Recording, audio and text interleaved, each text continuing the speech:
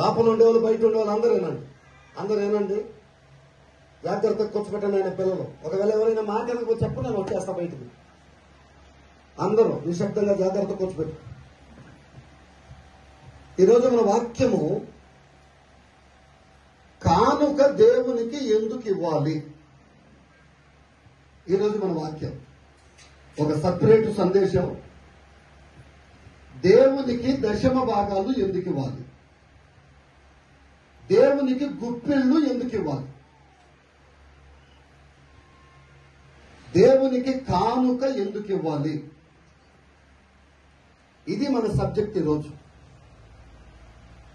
ఈ విషయం కోసం దేవుని వాక్యములో నుండి ద్వితీయోపదేశ కాండం 16వ అధ్యాయం 17వ వచనం మైకులో చదవండి.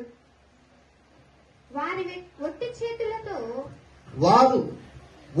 చేతులతో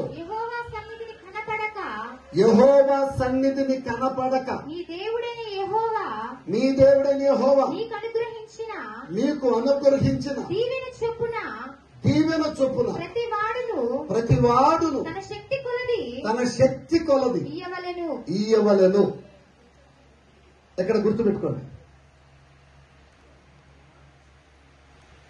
అమ్మా.